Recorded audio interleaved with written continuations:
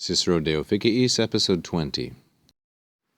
Quae quamquam ita sint impromptu ut res disputatione non egeat, tamen sunt a nobis alio loco disputata, hae disciplinae igitur, si sibi consentaneae, velent esse, de officio nihil queant dicere, neque ulla officii praecepta firma, stabilia, conjuncta naturae trade possunt, nisi aut abiis qui solam, aut abiis qui maxime honestatem propter se dicant expetendam. In this section, Cicero is discussing the weakness of the Epicurean system that he mentioned in the previous episode, the previous section. Which things, he says, referring to the Epicurean weakness, although they are impromptu, they are so obvious, they are obvious at hand, ita impromptu, they are so obvious that as a result, notice how the adverb ita, this adverb of degree, sets up the result clause which ut introduces. Although these ideas, these subjects, quae, are so obvious that res disputatione non egeat, the matter, that is the subject under consideration, does not need any argument. Nevertheless, and here we need to pause and explain the relationship between quamquam and tamen.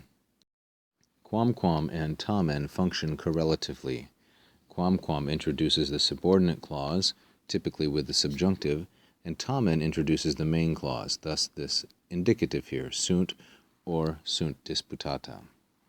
So although these matters are so obvious that they really need no argument whatsoever, nevertheless, sunt disputata, they have been argued.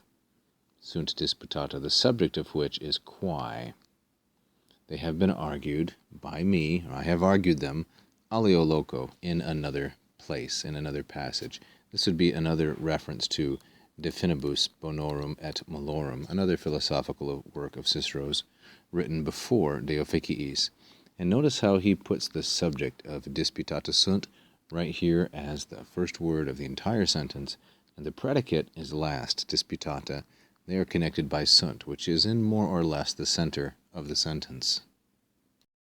And so, igitur, hae disciplinae, these studies, these schools of thought, if they are going to be, or if they want to be, sibi consentaneae, internally consistent, if they want to agree with themselves, queant dicere, they can say nothing de officio, about moral duty, nor can they, trade possunt, ulla praecepta firma, nor can any praecepta firma, sure teachings of duty, that's a genitive singular and neuter, firma stabilia et conjuncta naturae praecepta, any teachings that are sure, reliable, and aligned with nature, conjoined to nature.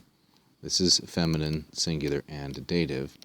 None of these sorts of things can be tradi, can be handed down, can be related. The si clause, or protasis, has a present subjunctive, and the then clause, or apodosis, also has a present subjunctive. Each is taking its own infinitive.